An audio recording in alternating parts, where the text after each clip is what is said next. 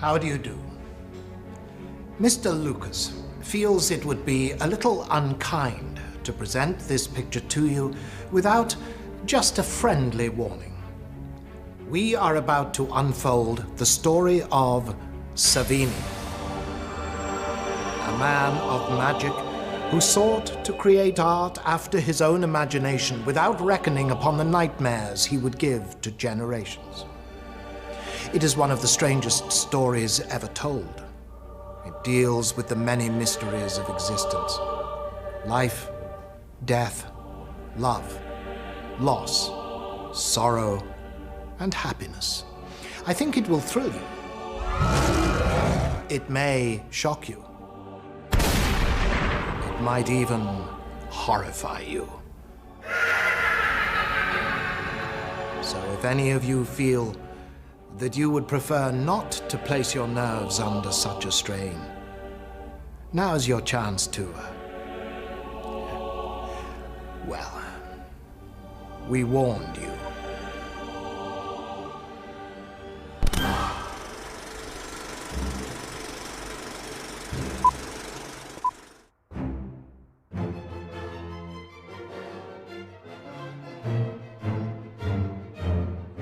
He's not your brother anymore. That's a matter of opinion, and I don't give a fuck about yours. Okay. But what'd you do out there, man? Put under me like you wanted me to smash him. He was exaggerating, using colorful speech, Sheriff.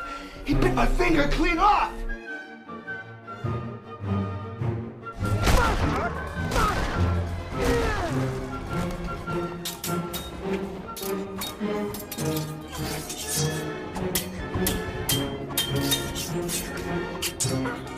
You, sir, are a perfect patsy. Let me shake your hand. To finish your brother's work.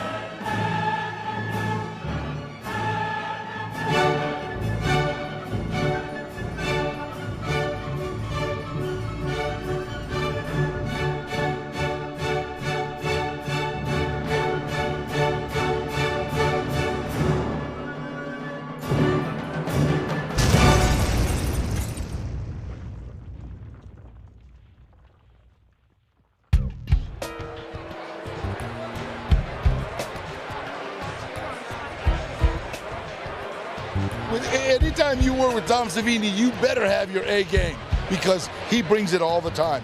I'm a humongous fan of his. I met him last night for the first time. It was great. And sometimes when you meet guys that you grew up with, you see them and they look extremely old. And Tom looks like the same as he always has looked. That's pretty incredible.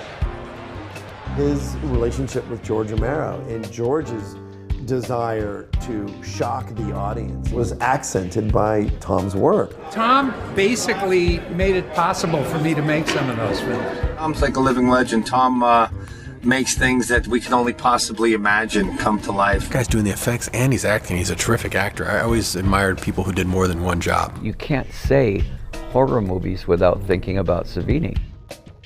Everything I've done started because of one movie and how I was influenced by my father, my 4 brothers and sister, and I did it all while living here in Pittsburgh.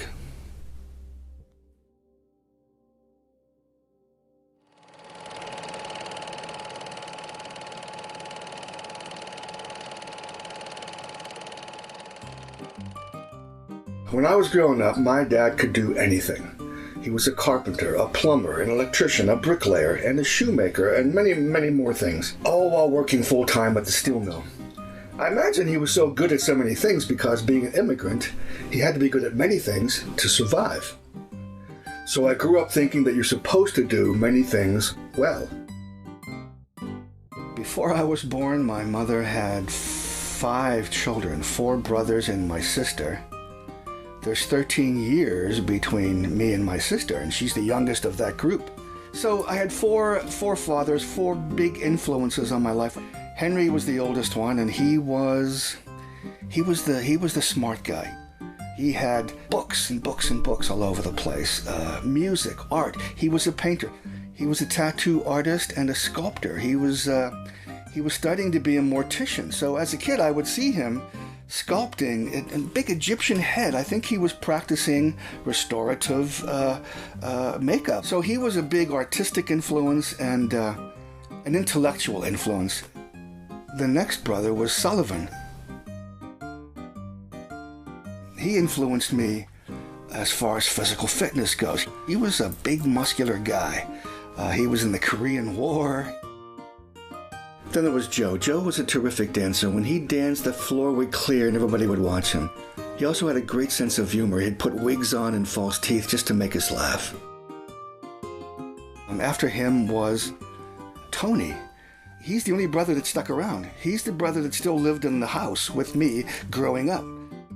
I remember sitting and watching Hal Holbrook doing Mark Twain. I mean, I was interested in Mark Twain because Dick Smith had done Hal Holbrook's makeup. So he was a big influence as far as, sitting around and, watching Mark Twain with me. He was the guy that was into me being into makeup.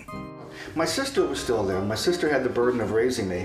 She was in charge of me from morning till night, when she put me in the crib or in bed at night. So my poor sister, had no life because she was raising me.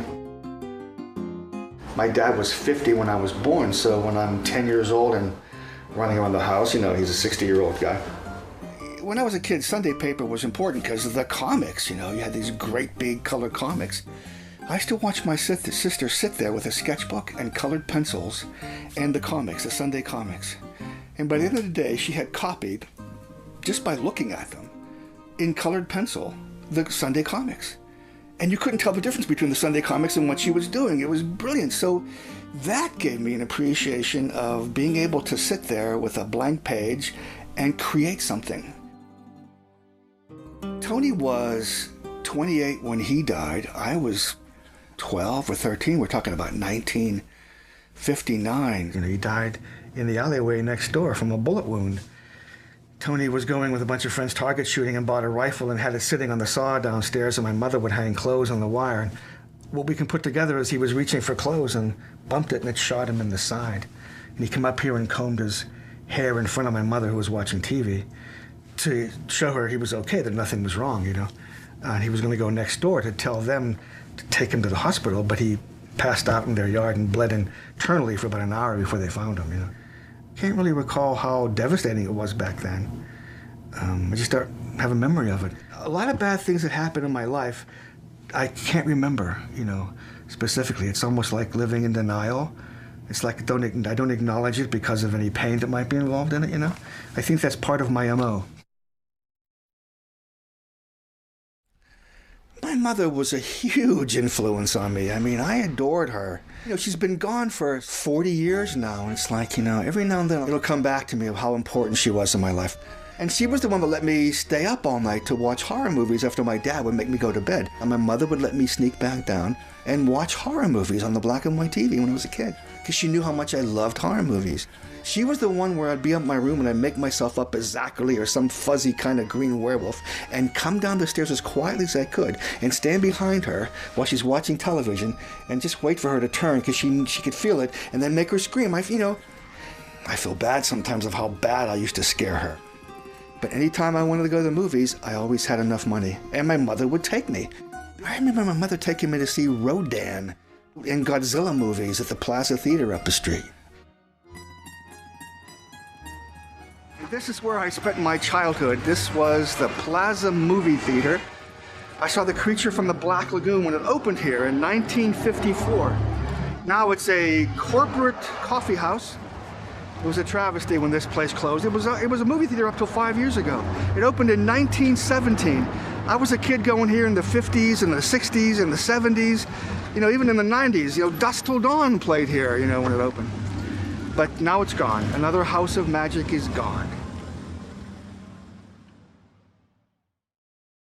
Watching television as a kid, Father Knows Best, you know, all these sitcoms, I always wondered, well, why is my life not like that? Thinking back on it, you know, we were poor. We had nothing. Thank God the movies were only 25 cents, because movies were, you know, my escape into other worlds and other families, other genres. You know, I loved Westerns, but I mainly loved horror movies. I saw a movie called Man of a Thousand Faces in this theater, the Plaza Theater, when I was 12 years old, and I flipped out.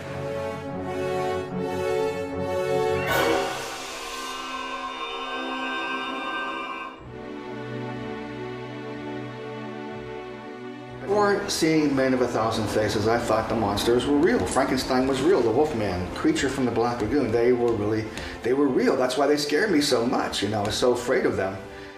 But Man of a Thousand Faces showed me that somebody creates the monsters. In the case of Man of a Thousand Faces, it's Lon Chaney. But that movie was the catalyst, that was the springboard for me pursuing the career that I've chosen. You know, from that day on, I was reading about makeup. In the late 1950s and the early 1960s, there was a renaissance of interest in classic horror, mostly due to two different events, one of which was the availability to different local television stations of a package of films called Shock Theater. And this happened to coincide with the launching of a magazine in 1958 called Famous Monsters of Filmland. I was 12, and I would gather all the 9-year-olds. All my friends were like younger than me, the kids. I would gather them around to show them, and we would leaf through the pages of Famous Monsters. And it was really like watching Indiana Jones. It was spectacular. It was like a big thrill to see this magazine. And then, of course, I would try to make them up as one of the characters that we would see in the magazine. So that was great fun, except they would go home with cut throats and half their hair burned off. Not really, well, with makeup. And the parents were not thinking makeup and thinking, who did that? Savini, well, you can't play with him anymore. So Tom, he was sort of a wild kid, you know, very rambunctious, always entertaining. He was an entertainer then, too. Back in the alley, he had a bunch of kids back here and he's entertaining them, doing one thing or another, you know. I was like the gang leader. I was like the, you know, the monster guy in the neighborhood. That's what it was like. And I shined shoes. I was the only white guy shining shoes in my neighborhood to buy a mask or makeup. I still collect masks from all over the world. So that's basically my childhood to the age of, like, I don't know, 14, when a magician came to town, Dr. Silkini. The ads in the local paper said, live on stage, Frankenstein, Wolfman, Dracula. So naturally, of course, I went, you know, and Frankenstein was just a guy in a mask that came out after the magician did a few magic tricks. Wolfman was a guy in a mask, but Dracula was some kid, some little kid, my height, my age, that stood there, you know, with a cape on, and that was Dracula. And I noticed that they picked this kid from the audience, so I made sure I was in the audience next time. and made sure they picked me, because by that time I had fangs, I had a cape, had a makeup kit, I was Dracula in my neighborhood.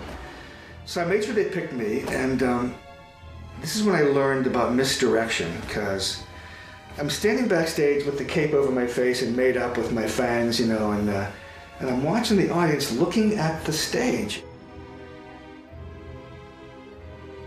So I sneaked out and got as close as I could to them. And when it was time for Dracula's entrance, I ran up to the front row and spread my cape. And you could see the kids move back in horror.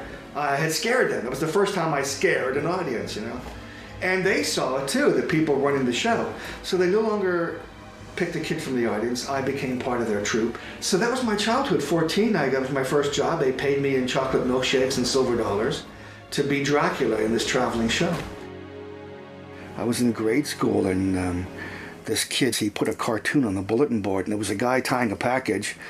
And it used to be, a thing that you did when you were tying a package, you would get somebody to put their finger on the knot. Well, this guy's nose was so big that he was using his nose to hold the knot, tying a knot, and we all understood what that meant. And he wrote Savini with a big arrow pointing to the guy with a big nose. And I didn't even know I had a big nose until then. But from that day on, I was self-conscious about my nose. And that affected everything. That affected my attitude toward everybody. I just felt inferior. That sort of thing prompts young kids to be better or to prove themselves, okay? So I had something to prove. I mean, part of making up for the inferiority complex, which was a constant drive to me, even in high school, I had to be doing as many things as possible. I was on the track team, I was on the wrestling team, I was on the team that put parties together. I wrote columns for the high school newspaper.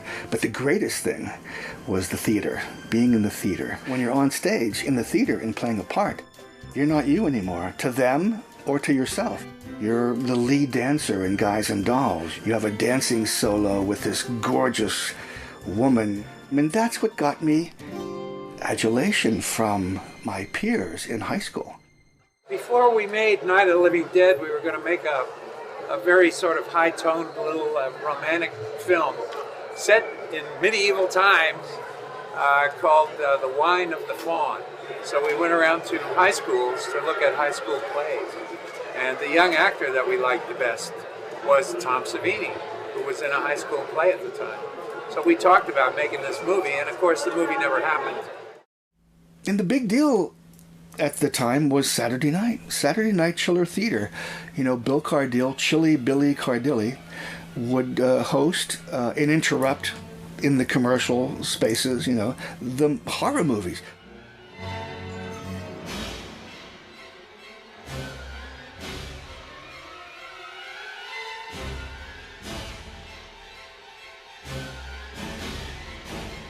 I absolutely grew up watching Chilly Billy on Chiller Theater and his crazy cohort.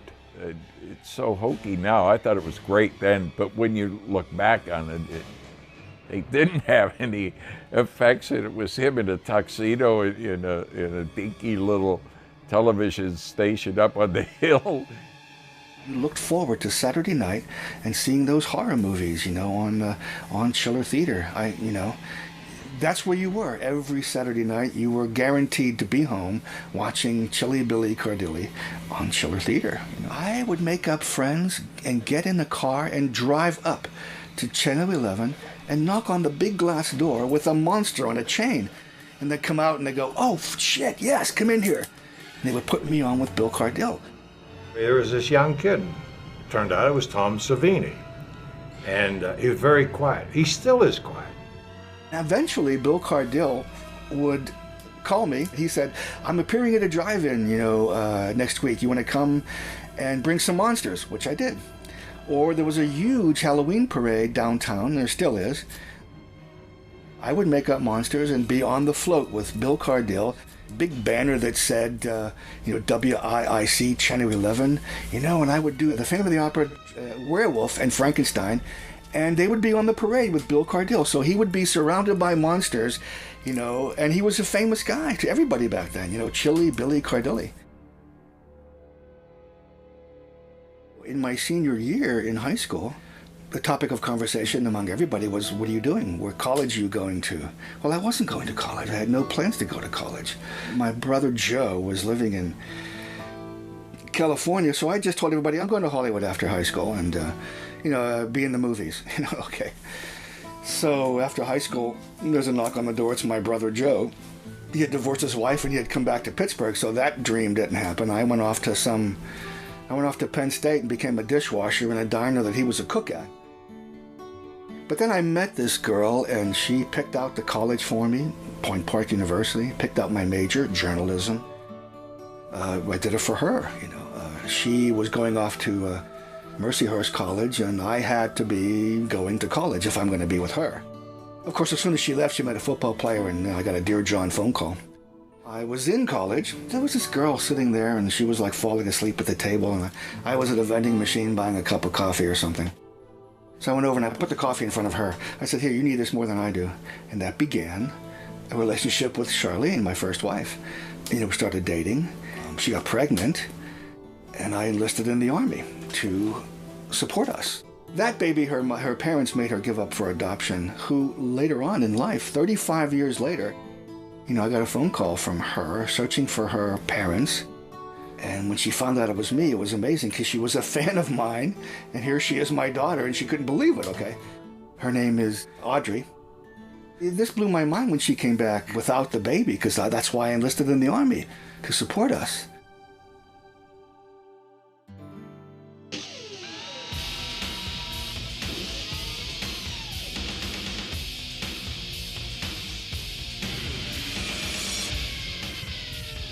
I didn't have it as bad as the guys in the front line. Those guys would come into our base camp, and they were scary. There was something missing. The eyes are the window to the soul.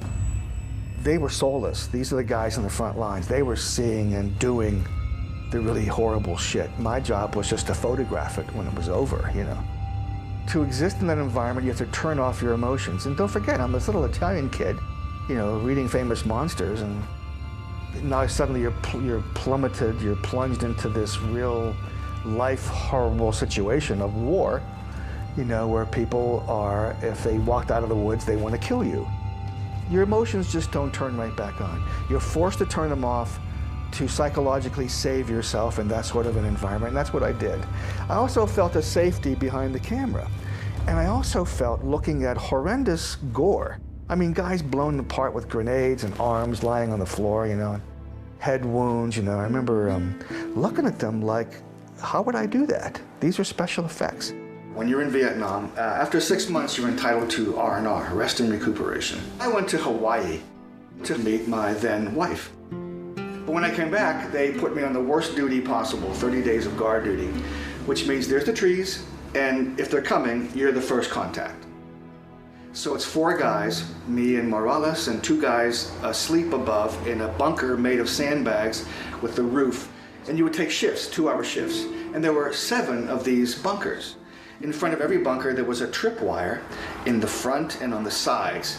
So if somebody bumped it, a flare would go off. If somebody cut it, they were spring-loaded, a flare would go off. Now, if you saw 1,000 Viet Cong running at you from the woods, you had to call the command bunker, and the officer in the bunker would come up with a night scope, and if he saw them, he would have to call battalion to get permission to fire. You were not allowed to open fire just randomly like that. So, 3 o'clock in the morning, the Chinook helicopters would go by, firing 600 rounds a second or a minute or something, and it was a wall of red because of how many tracer rounds it went by. And once that happened, you realize there can be nothing out there anymore, and you could relax. So at 3 o'clock in the morning, I'm on duty, and my trip flare goes off right in front of my bunker. And I immediately open fire with the M60 machine gun. Morales unslings his gun, and he's opening fire. The 2 guys above wake up, and they're setting up claymore mines. Trees are falling over. All the bunkers open fire in front of my bunker.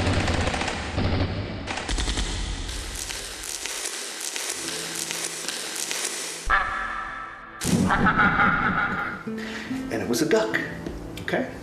Now you can see a caravan of jeeps coming from battalion, and they're coming to me, because I opened fire without alerting the officer. Now a general gets out of the jeep. I remember looking at the stars when I was calling, and I can't talk, I'm so nervous, He calls me down, He says, why did you open fire? I said, my trip flares went off, sir. Yeah, I guess I would have opened fire too. What was it? I said, it was a duck, sir. He said, did you get it? I said, no, sir, the duck flew away. We covered every square inch of dirt out there with something, shrapnel, a bullet, grenade.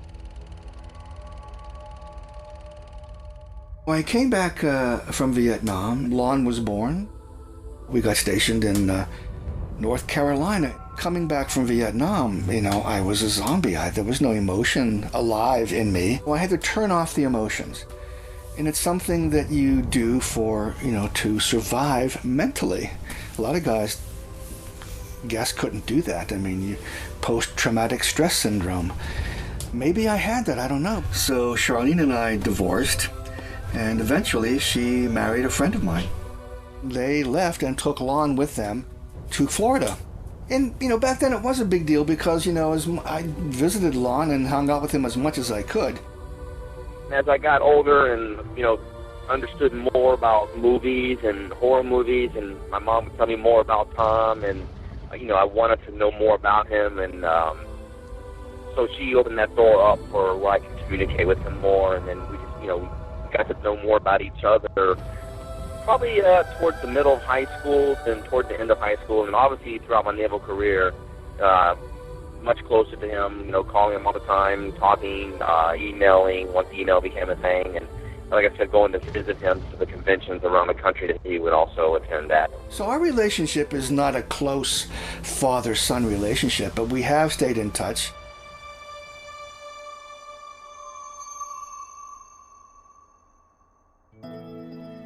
My marriage went in the toilet because I was an emotionless person coming back from Vietnam. And it was a movie. It was a movie that brought my emotions back. I went one night with my ex-wife to see Midnight Cowboy.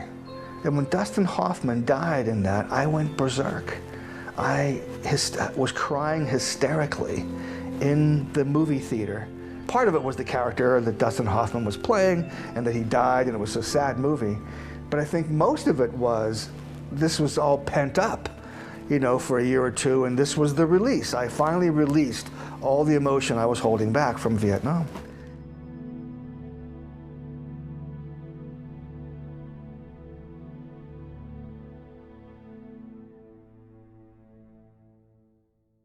I never thought about this until just this second. What a fateful move that was, you know. One night we walked into the local live theater, the Fayetteville Little Theater, and the play was going on, and that became my life.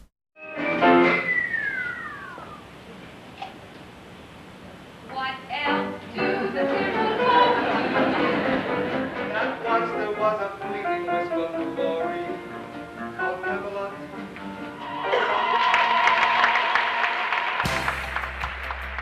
In fact, when I got out of the Army, a year and a half after we got there, I stayed 7 more years. There were 3 theaters. I was the makeup director for all 3 theaters. So a typical night, any night, almost every night, was me going and doing the makeup on everybody.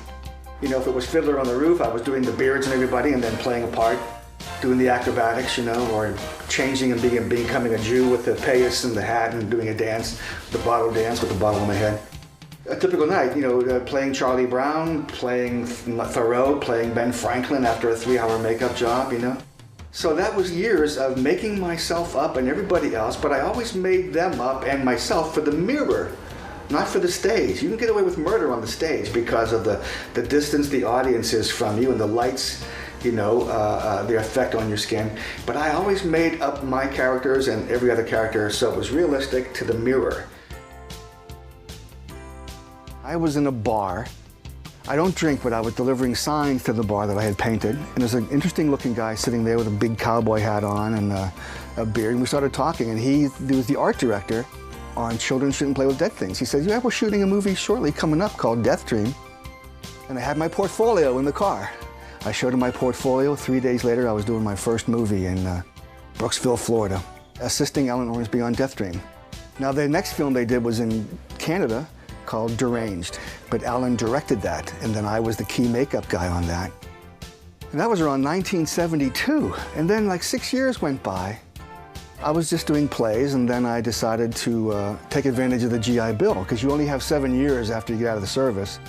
to take advantage of the GI Bill. So I came back here and auditioned at Carnegie Mellon University, showed him my portfolio, and I went back to Carolina. I was doing a play, and I got a telegram that said, we're pleased to announce that you've been accepted in the acting directing program at Carnegie Mellon University. We're also pleased to announce that you will teach Tuesdays and Thursdays. So I got a full scholarship teaching at Carnegie Mellon University and going to school as an acting directing major. And I heard that Romero was gearing up to do another movie, a vampire movie called Martin. We were going to make Martin, and all set to go. And Tom came off the elevator one day and literally stepped off the elevator, which was opened right into our front office there, and cut his arm open and fell down. And at first I didn't recognize him. I didn't know what this was about. But he jumped right up and said, "Remember me? I'm Tom Savini."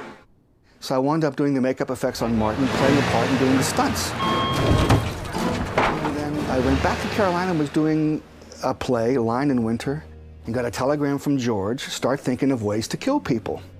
And it was, he said, we're doing a sequel to Night of the Living Dead. Took a leave of absence from school to do Dawn of the Dead, and haven't been back since.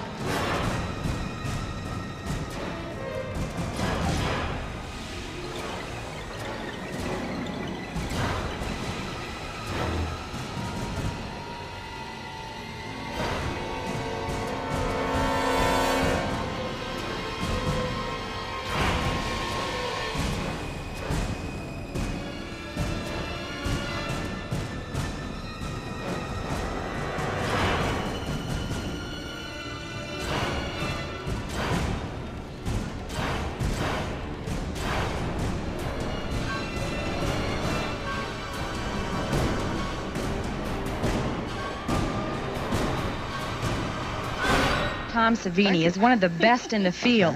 His job is to scare you out of your wits, and he's been quite successful at it. In the 70s, when Tom Savini and George Romero began working together, they became heroes of independent cinema. At least a good decade or more before independent cinema became the sort of label that people would toss around. These guys were real mavericks and auteurs. Tom was really creating the whole on-screen genre right there in Dawn of the Dead. Tom was there at the beginning of the modern horror movement. I mean, it started with, he worked with George Romero on Martin, and then there was that 1-2 punch of Dawn of the Dead and Friday the 13th, which was sort of the big explosion that started the whole splatter movement. I mean, there have been films like Halloween and Black Christmas before it, but it was really Friday the 13th, which was a sort of a quasi-independent film distributed by a major studio with Tom Savini's incredibly realistic effects. It just started a whole new mini industry for the next 5 years. On the way up to Friday the 13th, we stopped at Dick Smith's house in Larchmont. He was way out there, you know, Tom and I were going, wow, the ideas, you know, the light bulbs were just going off. And the most important thing was he gave us the blood formula, because in Dawn of the Dead, we just used 3M blood and something from Germany, and it just looked like red paint. It was terrible. And so there it was, the formula for making realistic looking blood. And from then on, we had that. And so, you know, that just changed everything too. People wanted to go to the movies because Tom's effects and his work propelled him and elevated him into sort of marquee status. Growing up in the 80s, horror was the genre I loved the most when I was a kid, so I just think, he just found a good way to bring gore and cool effects to movies that I grew up on. It's awesome. His effects, his makeup effects and everything were just, there was a realism to it that now took the film and elevated it into something that it wasn't if those effects weren't there, or if they were done poorly. And I did feel like an assassin. I would load up my car with my tools and go some strange place and kill people, you know? And the teenagers loved it. Like on Friday the 13th, the teenagers would come up and going, how am I gonna die? They were so excited about how they were gonna die. And the juicier the better, the gorier the better.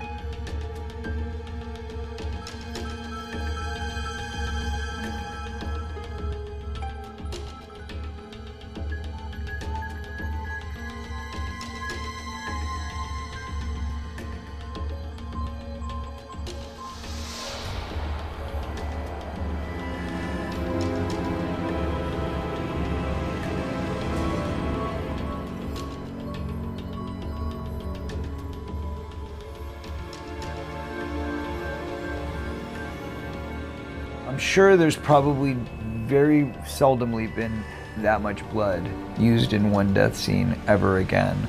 I mean, I think it was like gallons and gallons of blood that they used on that one scene. Here I am like a kid. I mean, I think about this now and it's like, this is so deranged, but I'm a kid and I'm watching this thing literally saw through this guy's skull, through his cranium, and he's like laying on the floor, and obviously it's not a real person, but I don't even know that, because like last thing I see is like, you know, Ted White walking around with like a machete stuck into his head, and I'm just like, oh my God, this is the most gruesome thing ever, and blood just spurting everywhere, everywhere, everywhere.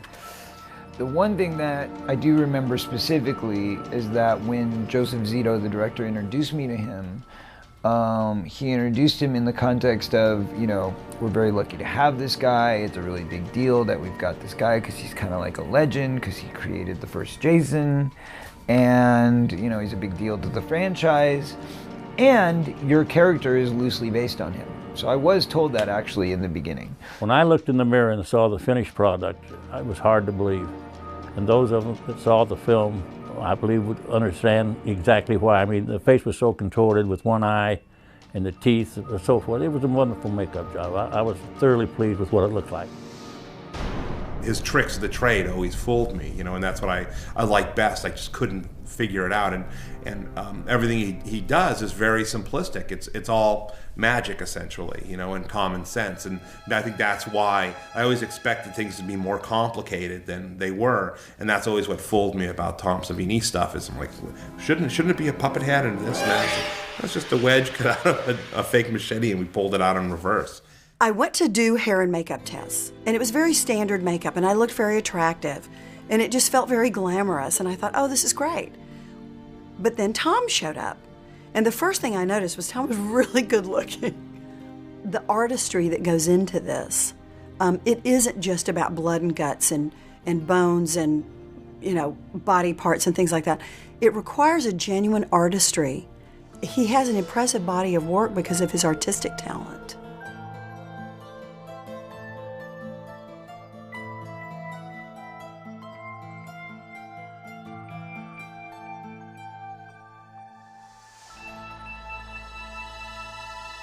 You know, I've always been in love with magic ever since my first job with Dr. Sulkini. Watching Dr. Sulkini do the magic tricks and learning backstage how he did them made me fascinated with it. And that, you want to see a magic trick?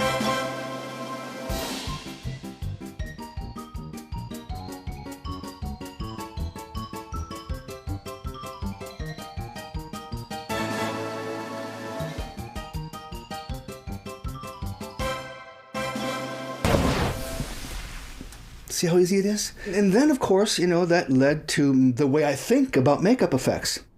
As you know, my books are called Grand Illusions because I think of makeup effects as magic tricks. I'm doing the same thing a magician does. I'm fooling you to think that, to believe that what you're seeing is really happening, just like a magician does. So illusions and magic, and people have said this about my stuff. Tom is a stage magic person, and he incorporates that into his effects. I mean, he could pull things out of his butt, you know, at the last minute if we needed to. There was a sequence where we needed to invent a zombie that wasn't in the script because we needed to cover a continuity error. And so, okay, we said we'll have a zombie jump out and grab this guy. Then we had to kill the zombie. So, I said, Tom, how are we going to kill this zombie? Bing! I mean, within 5 minutes, he came back with a screwdriver and a soda straw painted silver, so that the screwdriver collapsed burst into the soda straw, and it looked like the screwdriver went into the zombie's ear. And it's one of the most effective moments in the movie. Yeah, I mean, I had a reputation when I was doing effects for getting a lot done with very little money. And I was resourceful. I could use, household stuff. So I had a reputation for getting a lot done. And I think it was because of growing up poor. You had to make the best of what you had. That was it. Make the best of what you had. Tom was literally the one guy who became a household name. I mean, there were people that you would never imagine that would know who he was, that knew, oh my God, Tom Savini, that's the guy that did Dawn of the Dead. That's the guy that, blew up a head with a shotgun or this or that. So I was doing one bloody movie after another, and it was always gallons and gallons of, fake blood. But I wanted to do the monsters and the creatures, and I was lucky enough that Creepshow came along where I could do monsters like Fluffy, characters like Nate's corpse. And it's also interesting to look at Tom's body of work, going from stuff like that, from like Dawn of the Dead, and then you look at Creepshow, and that was really a giant leap for Tom, I think, in terms of the amount of work and the type of work. Fluffy was, I think, the first like real creature that he had to make from scratch, and there's a lot of great stuff in Creepshow. I think that's still, if I had to pick my favorite Tom Savini movie, I would have to say it would be Creepshow.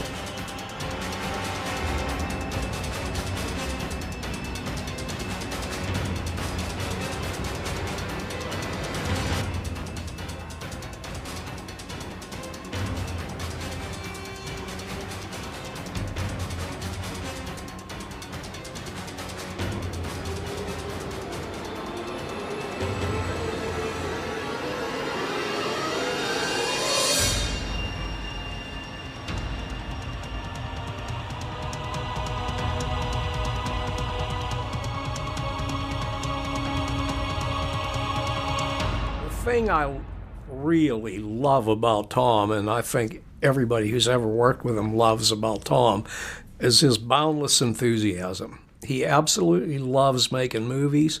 He loves doing his special makeup effects. He just loves being there and doing it in whatever capacity. He did the special effects, and he really was, like nobody else, he was a rock star in that industry.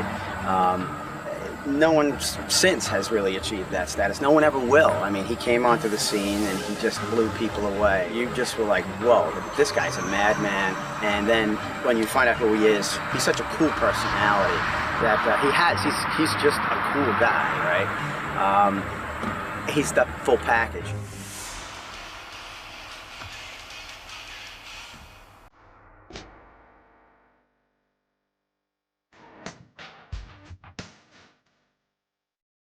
It was, back then everybody was pushing the envelope, to see what we could get away with. Here's a new medium, this video. Well, what can we do with it? Now here we go. We get a whole new media to work with and a budget, and so it's kind of like, let's see what we can do. Dee Snider was the same thing. He was another one of the guys that went to horror movies every Saturday, so when you got Savini and everybody like that, then it was one of those things that all worked in pretty perfectly. I was the king of Splatter. That's one of the names they associated with me, because I was doing The Prowler and Maniac, The Burning, two Friday the 13th movies in the 80s, Part 1 and Part 4. And, it was great fun. I mean, I wasn't crazy about having this, because what happened was people thought that I loved gore, which is not true. People think I'm this hideous monster maker. People who really know me just think I'm a pussycat. Thank you. Our first guest tonight was here once before with some of the most awful-looking horror film special effects we've ever seen. He is one of the most sought-after creators of such effects in the entire movie industry. His credits include Dawn of the Dead, Creepshow, The Burning, and a whole slew of Friday the 13th movies. Please say hello again to Mr. Tom Savini. Tom, nice to see you again. I used to videotape shows back when VCRs first came out, and he was on David Letterman's show talking about Creepshow and some of the other stuff he had done. I used to tape it and watch it over, just watching his personality and how how funny he was and showing his innovations in makeup. And everybody was just amazed, you know, even showing him how he did it. It was amazing how he figured that out. He would talk about using things like Rice Krispies and textures to give flesh a certain look and feel. It's just like, you know, just very, very inventive. You know, I never thought about it until you said that, yeah. You don't see Rob Bottin or Rick Baker or Dick Smith on the Letterman show. And, you know, back then I never thought of it. I never thought about other effects guys haven't done that stuff. That's interesting. This is the first time I've even thought of that. That as a makeup effects guy, I was on the Letterman show promoting Day of the Dead, Friday the 13th. This is flabbergasting.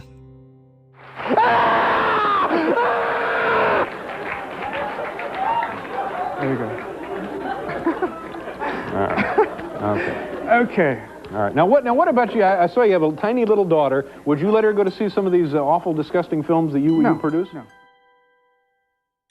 Does she see all this stuff laying around the house? Oh, they're on the dresser. She plays with all the monsters. In fact, brother. Yeah. You know, growing up, my favorite movies were definitely anything with a darker side. Interview with the Vampire, for one, was one of my favorite movies as a child, which was absolutely abnormal because my dad took me to see it in the theaters, and everybody's just looking around like, what is this guy doing here with this little girl? The first time I went to his house, his little girl was only 5, 6 years old, little pink dress and pigtails and the whole thing. And she's showing me around the basement.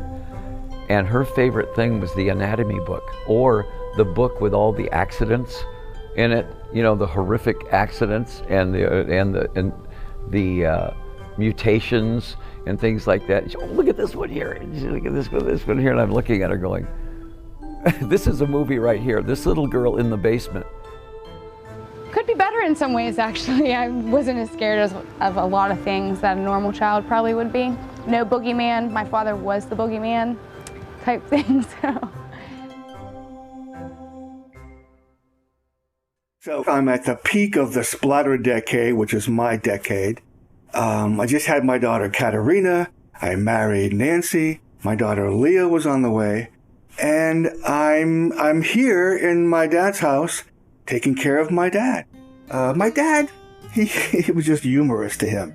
And after my first paycheck, my dad was floored because it was more money than he was able to save in the entire, 32 years of working in a steel mill. And he became very supportive. He would come down.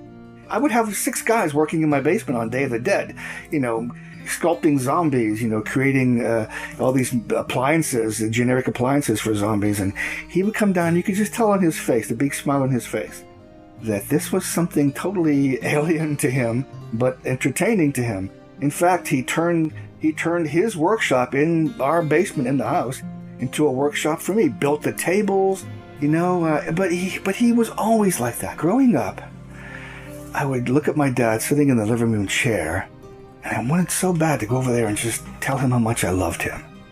I never did. But I remember so many times wanting to do that. I would walk over to the door, look out the window and say, okay, I'm going to turn around, walk over to my dad, hug him, and tell him how much I loved him. Well, it never occurred like that, but it did occur the day before he died, thank God. Went to visit him in the hospital, and we hugged, and I told him I loved him. I kissed him on the cheek. He had pneumonia, but that caused him to have a heart attack. So I ran into the hospital with Nancy and my wife, and we saw him sitting there, and he kind of waved a little bit, and then we went and waited. Half an hour later, the nurse came out, doctor or somebody, and said, he's gone. We couldn't save him. So I sat there with my dad, and they were there, and we were all going to the house. And I said, I'll be there later. And I just sat with my dad for like 3 hours. I just sat with him, staring at him, and recalling all the things that we did. And I was able to study him, having just died, and how he turned gray, and then first yellow, and then gray, and it was lonely, it's just... And I needed to do that because when I left, this thing was no longer my dad. I would just sneak around with a video camera and videotape him from my bedroom in the yard. I have him in the winter with a big coat on, digging up the garden. As it got warmer, spring would come in, he'd have a sweater on, always smoking his pipe and planting stuff. And then in the summer with no shirt, watering. I mean, the garden was a big deal to him. He grew cantaloupes and cucumbers. This is all in our backyard. So I would videotape him doing that, or through the kitchen window making, ravioli or something. So I have hours and hours of footage of my dad being my dad. So whenever I want my dad, all I gotta do is put in the videotape, there he is.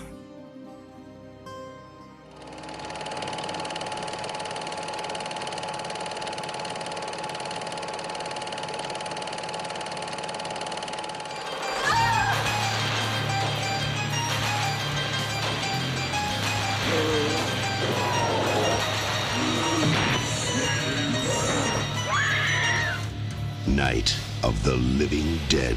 Keep reading. Tom Savini's going to be doing the ill-advised remake of Night of the Living Dead.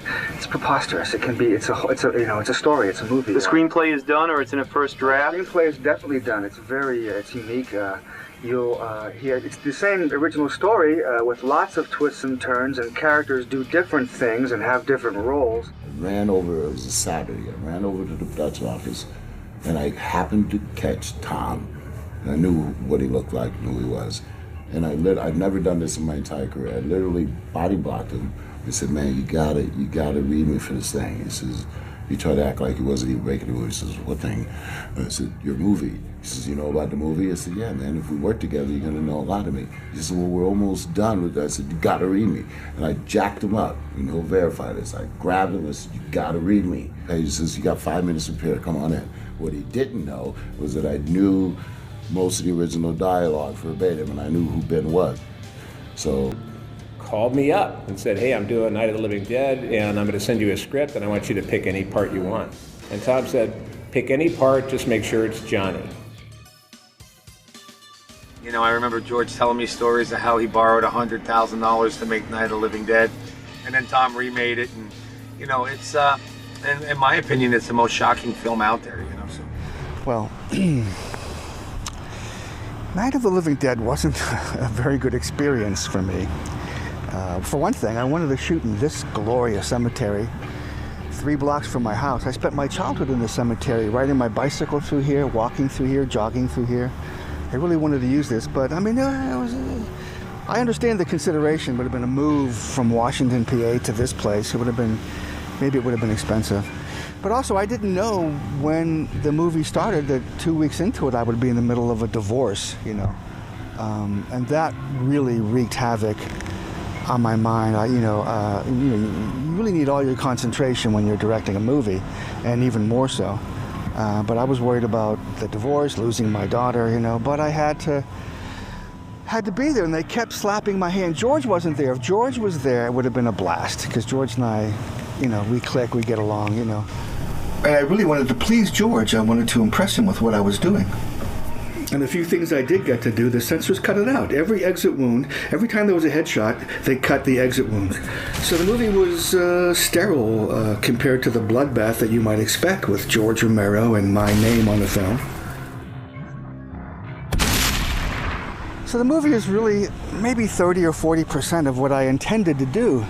There were so many things that I didn't get to do in that movie. An example would be, when Tom goes to the gas pump, I wanted him to catch on fire, and I wanted his flaming body to go near the gas cap of the truck, and that's what makes the truck blow up. And there would have been a sequence in there where his girlfriend is in the car, but he's on fire, so it's like, oh, honey, but you're on fire. Oh, her boyfriend's coming at her in fire, so I thought that would have been cool, and there were some suspense things that I wanted to do. For example, my ending to the film when Barbara goes back to the farmhouse, was to have her see something in the upstairs window. And she thinks it's Ben. So when she goes in the house, she doesn't just go into the kitchen, she goes right up to the attic. And thinking Ben's up there, but when she goes up there, we see Harry. And Harry sort of retreats behind this full-length mirror. And now I have a 2-shot of Harry and Barbara. Harry for real, Barbara in the mirror. So we watched the movie. But I sat down and watched it, and it was good. You know, it was good. The acting was terrific, like that. Plus, you get to see a bit of a sequel, you know, at the end of the movie. So, in general, I've been getting great comments about it being one of the better remakes that's out there, and there's so many remakes, you know. So, I'm proud of it. I'm happy about it. I'm glad that I did it. And Tom knew this story. You know, he was a Romero student. He sat at Romero's elbow, so he knew what Romero wanted, and he got it. And plus, the zombies were well cast. He did a great job at that, and the environment, you know, couldn't beat it. What kept me going was I'd be, you know, in the middle of the night, 4 o'clock in the morning, you know, freezing on the hillside, you know, trying to direct zombies and things. And I thought to myself, a long time ago, around 1968, when George asked me to do the effects on the original Night of the Living Dead, and I couldn't do it because of the Army, you know, and being in Vietnam and all that here I am directing a remake of it. So that kept me going, you know. Plus, you know, it was my first feature, so, you know, I swallowed a lot of crap just to make sure I got my name on a feature film, and it was Night of the Living Dead 90. You know, after, you know, doing movie after movie, I always missed the theater, you know, as an actor. The theater kept calling me. The theater in North Carolina kept calling me, so I went back and did Death Trap there.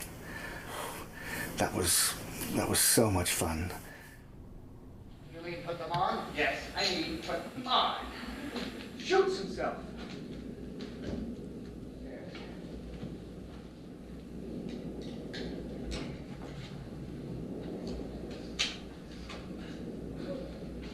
Those were Houdini's. Oh!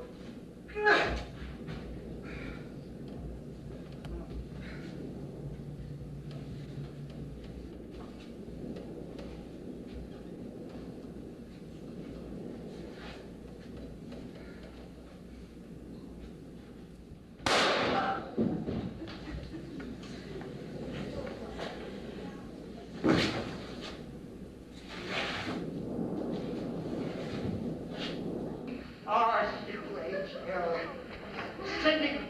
I'm glad you know that much, yes. His name, Clifford Anderson. See,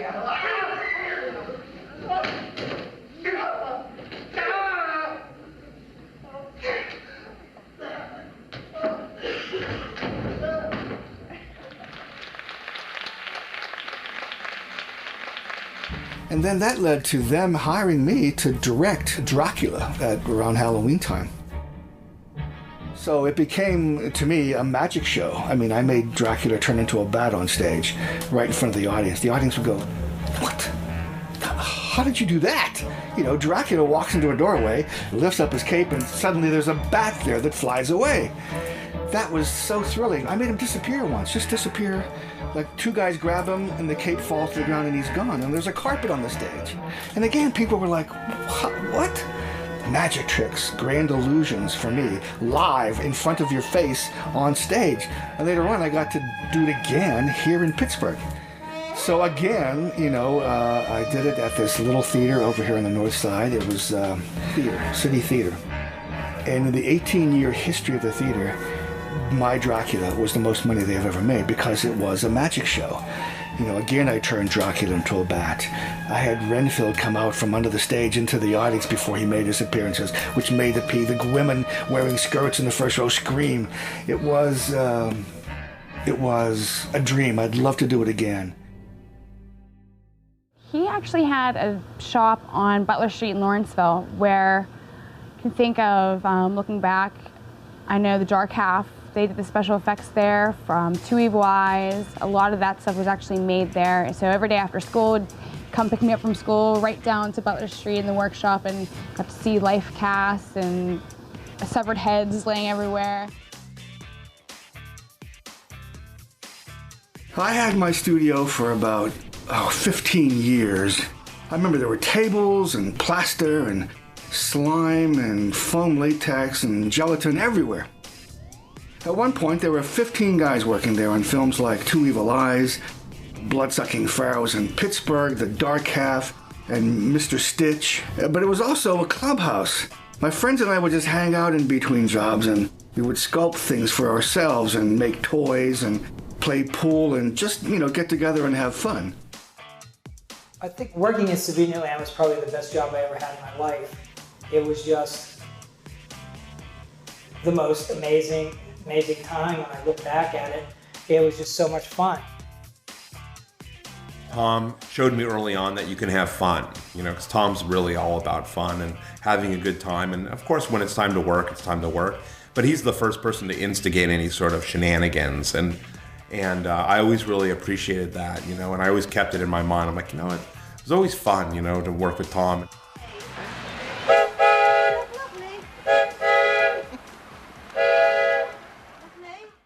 The last film I did effects on, I think, was Mr. Stitch.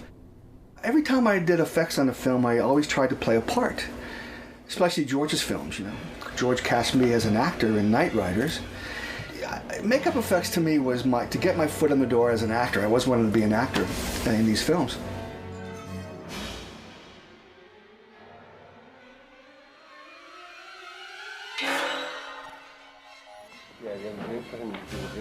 The only marker.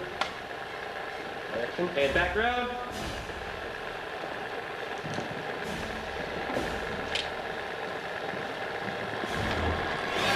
One more time. Okay. I was a big fan of his even before, when I was growing up, reading Fangoria magazine, being a big admirer of him in the makeup world, like Maniac and Dawn of the Dead, but also for his acting, like in Knight Riders and Dawn of the Dead itself. That character was so great, the biker character. So I was already a big Savini fan. And when we went to go cast Dusk Till Dawn, we thought about, since we're doing a genre mashup of styles and of genres, why not mix up the casting as well? Get highbrow actors like Harvey Keitel, but also bring in people like Fred Williamson and Danny Trejo and Tom Savini sent in a tape. Sex Machine. Hey, you, Monkey Man! Anything you gotta say to them, you say to me first. Watch out, girlie. Goddamn fucking vampires. Hey, there's a fire over here! Hey, I'm way ahead of you! Hey, what's your name, girlie? Yeah, me? Sex Machine. Pleased to meet you, Kate. Let's go stake these sucker fuckers. Quentin and I were just howling. We thought that was such a great, his enthusiasm was a different read than we kind of heard it in our head. He has just that wonderful Tom Savini vocal quality that made it, and he sounded so real. It sounded like just like a really nice guy, just went against his type of this, kind of picture him as a badass biker. Tom Savini is badass, but he's also just very affable and humble, and it sounded almost professorial the way he did the lines. Garlic, holy water, he just sounded so casual about it. We just thought it was a hoot. Quentin and I just looked at each other and said, "What do you think we should cast him, right? Wouldn't it be great? Wouldn't it be great to have Tom Savini?" We thought about how big fans we were of his. The character you see on the screen ain't far removed from the character in real life. He is one strange dude, but a good brother. When Dusk Till Dawn came along, Quentin Tarantino was a fan of mine growing up. They called me on a Thursday. They wanted the videotape in their hands by the following Thursday.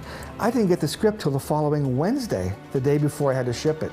So there was no time to memorize lines. And I looked at the script and I saw Sex Machine, and his lines were a lot more interesting and his name was a lot more interesting.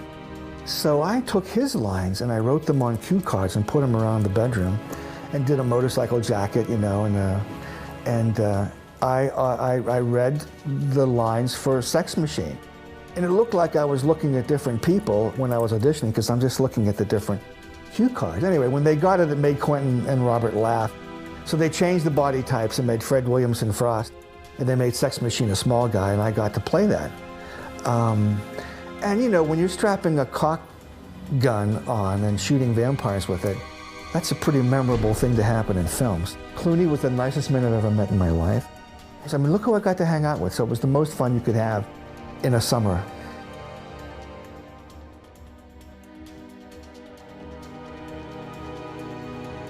Now here are some excerpts.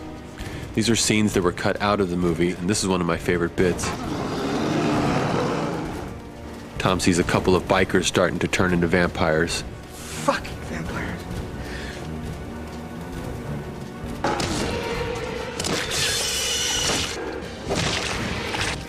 taking pictures of the bodies. He's having a lot of fun.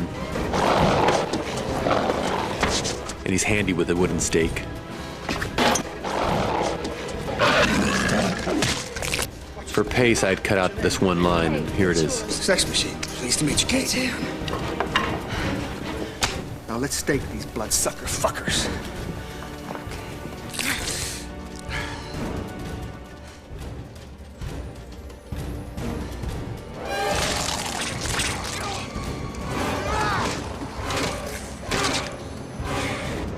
Now, that's what the MPAA wanted you to see.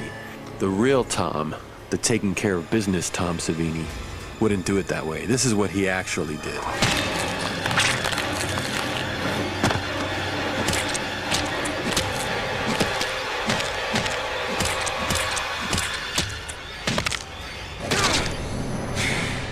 We shot lots of bits with Tom. This was one where I decided, how about if there's one bottle left standing in the bar and you use your whip to just, from across the room, break it. And take after take, Tom just nailed it.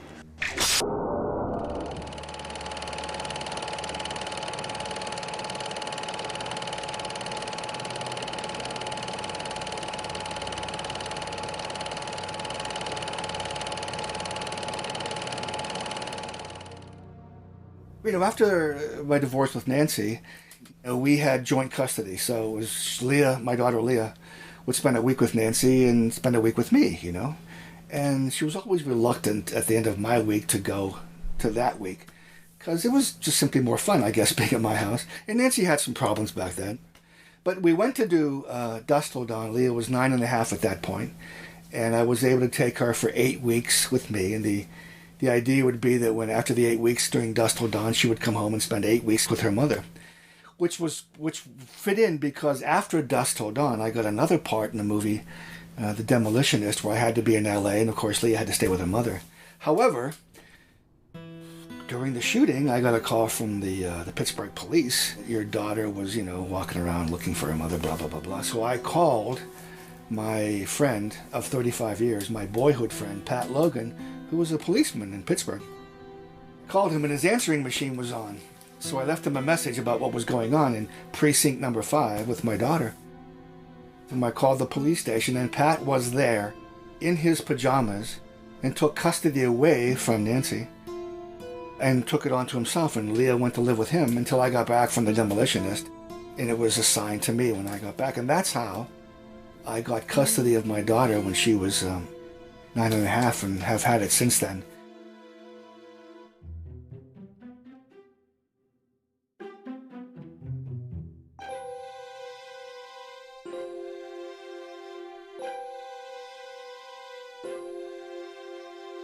What that meant was, you know, when I got full custody of Leah, that I'm now, you know, a single parent. I'm her really only parent.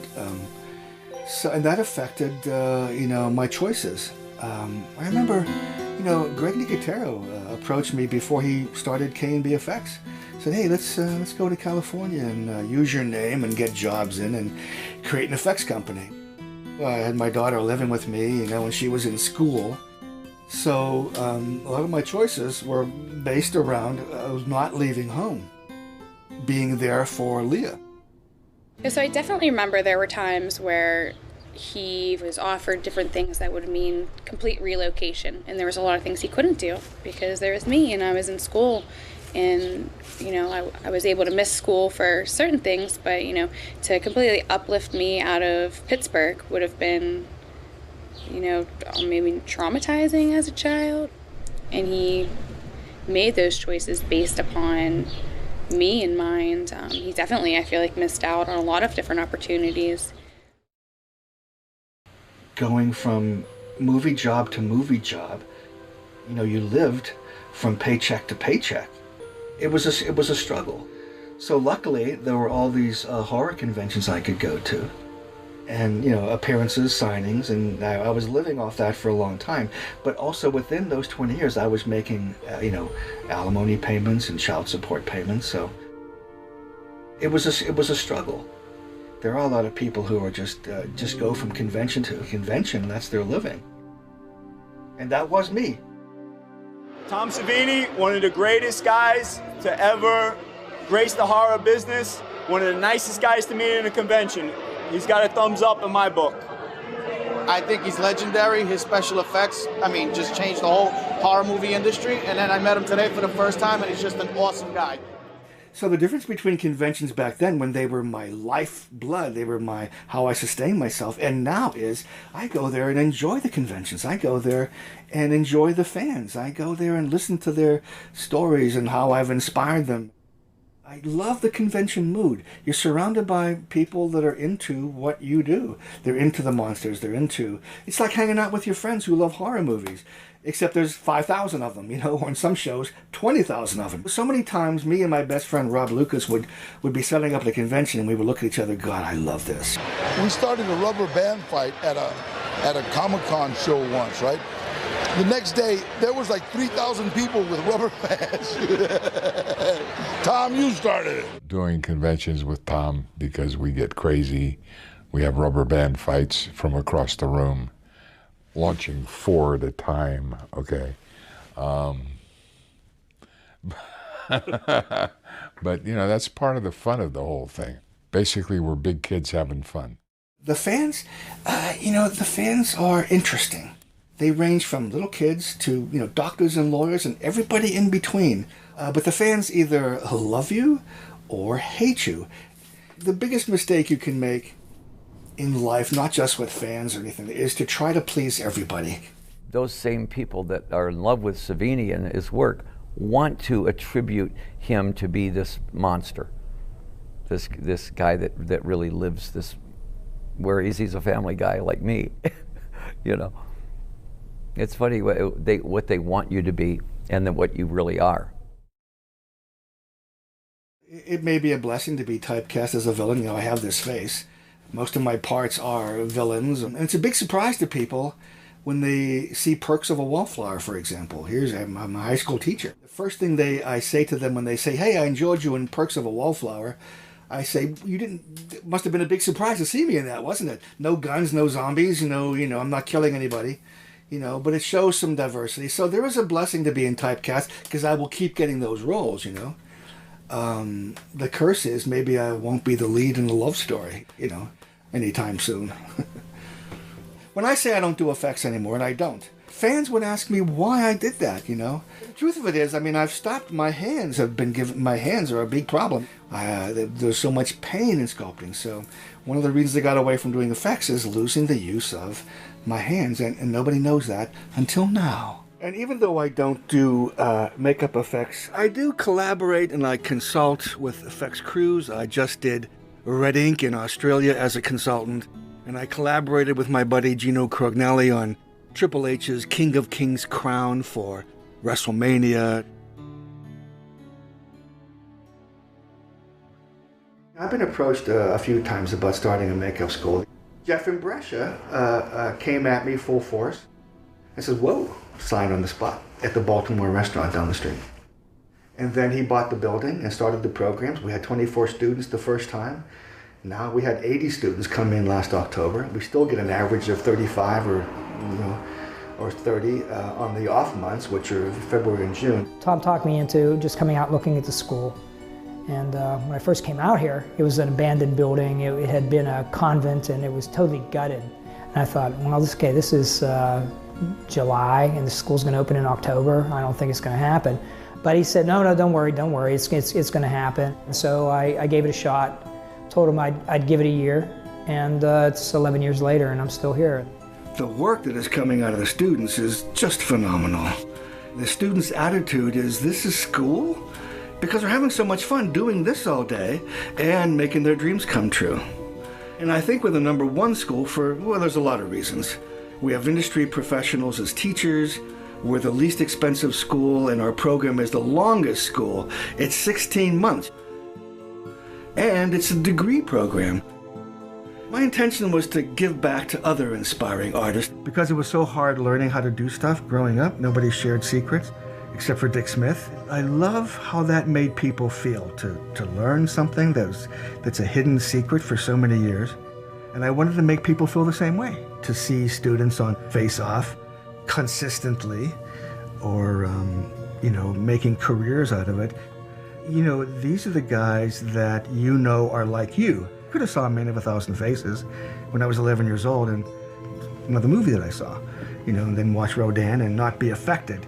But I was affected by that movie somehow. You know, it made me passionate about makeup effects. So when I see Kevin Kirkpatrick or Ian or Tate or all these guys that are out making careers out of it, they are the ones that had the same passion. So I identify with them and appreciate what it took to get that, you know. Excuse me, maybe you can help me. I'm looking for Tom. To me, my father is the epitome of never growing up. Always has something behind the door ready to scare you, or a new toy that he brings home, and it's the constant excitement that you see when a child gets something that they're really excited about. He's still that same person. He's still just always looking for fun things to do, different things, new things. A lot of, I think, my creativity comes from being childlike. And it's not an insult if you said, oh, you're acting like a child. Oh, thank you so much. That's my goal. My goal in life is to be the child again. That's where creativity and freshness comes from. I had children in a young age. I was 21 when my son was born. My daughter lives with me, and she's a gem. Her son, James, is my familiar, my sidekick. I don't have much to say about them except that they're what I live for and where all my happiness comes from. I was 16 when I had James, so I mean, the fact that he didn't have a heart attack and handled it and just was very accepting. I mean, now I couldn't imagine if James wasn't around in the relationship my father and I have. He's taken on the responsibility of being James's father as well, and does everything that I remember I got to do when I was young with James, with the conventions. And I know one of my favorite things growing up around him was we were constantly going to Disney. Every year, Disney's kind of like our special thing, and James is now in that as well. Like on the screen, it looks like he's like a big, like hero and stuff. Like he's very different. He's just different on the screen, but at home, he's just a normal person. This guy, Tom Savini, and loved his work and followed him, and maybe I'll go to his school. So I signed up and I was in the first class. I got to meet Tom there, of course, and we became very close. We actually really clicked and had a lot in common. Now I can call him my best friend. I mean, we hang out and do things and travel the world together, and I owe a lot to him. If I had to choose one word for Tom, it would be fun. If I had one word to describe what working for Tom is, it's fun. Fun or chaotic, which is kind of fun. I always say, you know, he's my best friend, he's my best friend. It's weird. It's one of those that he's more like a brother. We won't speak for a year, and then we'll pick up and call each other at the same moment on the phone. That kind of stuff always did happen and still happens. It's just the weirdest, you know, connection that you have with some people. I don't know what it is. Again, over the years, we've done a lot of conventions together. I visit him in Pittsburgh from time to time. I think Tom is actually truly a great guy. I wish he directed more. He's a great actor, and I'm starting to cry now. No, actually, I love Tom. I love Tom Savini.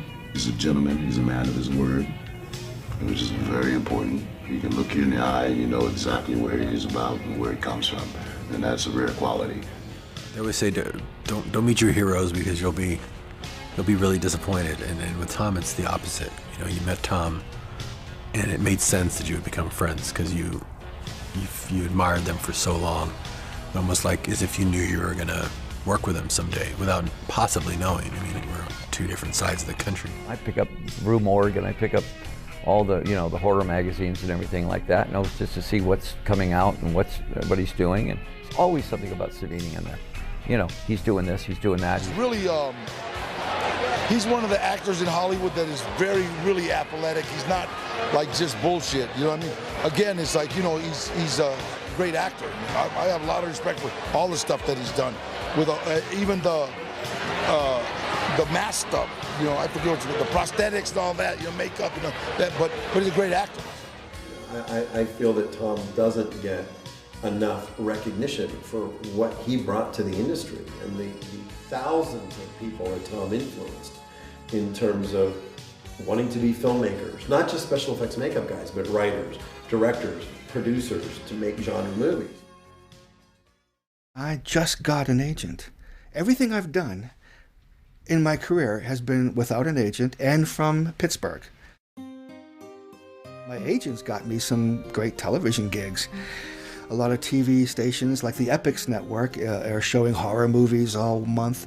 So for the Epix Network, I'm a London After Midnight Lon Chaney kind of guy with flames coming out of a crystal ball to introduce, as Lon Chaney would in a silent movie with title cards, introduce the horror movies. Most people retire when they're 65, you know. That word doesn't exist in my vocabulary anymore, you know. I don't believe in... Retirement to me means death in so many ways, you know. The death of ambition, you know, so... and I can honestly say that's not true with me. Luckily, I can take long breaks between that. I can do a gig and then just, you know, play. Go on vacation. I take long vacations, you know, between jobs. It's taken me, I don't know, 55 years to appreciate the moment, to live in the moment. You know, if you sat in a chair and just made your mind blank, the thoughts that come at you, and thousands of them do, I said those thoughts are hurts from the past and worries about the future. So you're not really here. You're thinking about two places that you have no control over and that you could do nothing about. You can't do anything about the past. You can prepare for the future, but you can't do shit about it, okay? So you're in these two places and you're not here. And that's what I was suffering from. I was suffering from not being able to live in the moment. Now I can. Now it's great. It's an easy thing to do. My life has changed quite a bit recently. I got married. I have 2 cats. And I'm probably the happiest I've ever been at this moment. And that's what's important, this moment. I've been blessed with having some interesting people in my life. Not just in my career, but in my personal life.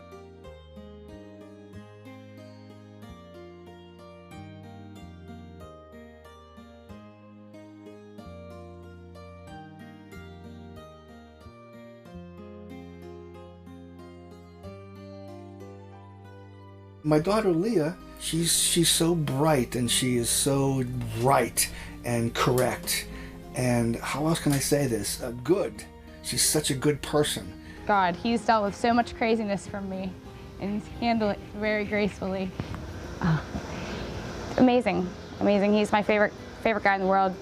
I probably could have, God, so many worse things could happen, and he's just made my life amazing. She's one of the big, bright lights in my life. And James, her son, I don't know where to begin with how I love this kid. He's also so good and so right on and so smart and such an interesting person. And just recently, my daughter gave birth to another grandson, Carson. So that's one more person that I share my life with. And Jody is the same way. The things that she comes out with, it's like listening to great music. The things that come out of their mouths and their minds that I share and connect with. I think that people kind of like the idea that there are actual Addams families. I think Savini's family is probably very normal, except for the fact that they scare the hell out of people, you know. And our family's kind of like that too. I mean, I still love movies. I still love working on movies. I miss the theater. There's so many things out there that are really important to me and I love. But the most important thing is, just today I'm walking through my house. The lights are set up here to do this interview. My wife is in front of the big screen in the living room dancing with this aerobics thing that's happening on television. The cats are sitting there watching her. And I'm like, this is happiness. But the most important thing is the feeling I get from this moment. You know, and the next moment that's going to occur when I go down the house and, you know, grab one of the cats or, you know, kiss Jody, you know. I mean, this is really, you know, happiness. And I'm still living in the house that I grew up in, so I've never lost my sense of home. I have no complaints. I'm really enjoying life.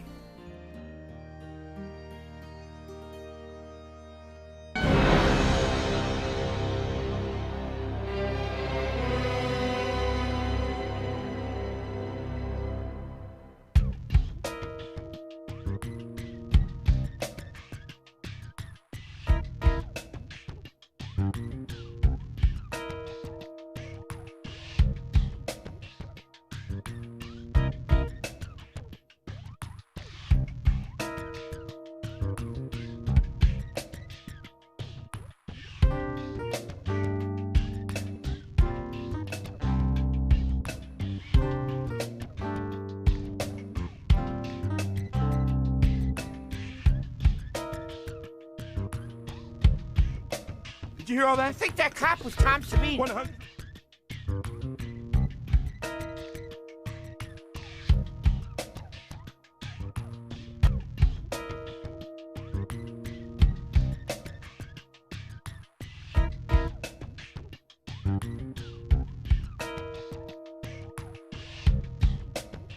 He's a solid guy. He's a good father. Now he's a grandfather.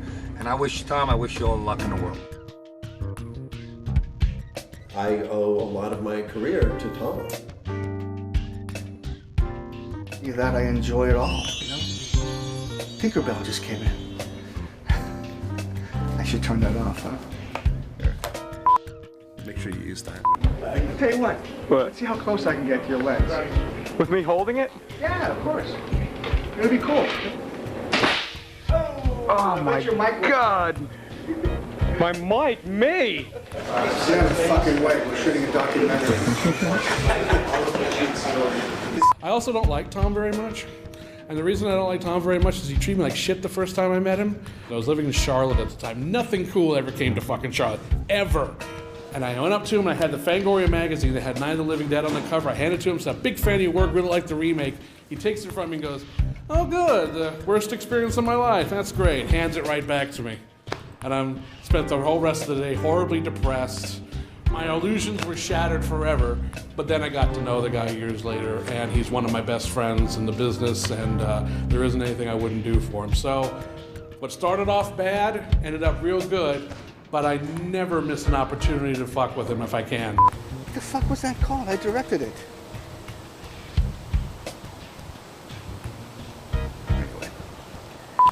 And I went in, and Tom was in there, and I said, Tom, your girlfriend's outside. She's trying to get in. Should I bring her in? He's like, oh, God, what's she doing here? I just leave her out there. So they must have gotten in a fight or something. Somebody claiming to be his date showed up, and he just left her out there. I thought that was pretty damn funny. You know, one of my very best friends, Bob Savini, is, what? Oh, Tom Savini. Yeah, Tom Savini, one of my very best friends. In case that didn't work. Oh, he kicked the camera. Fucking moron.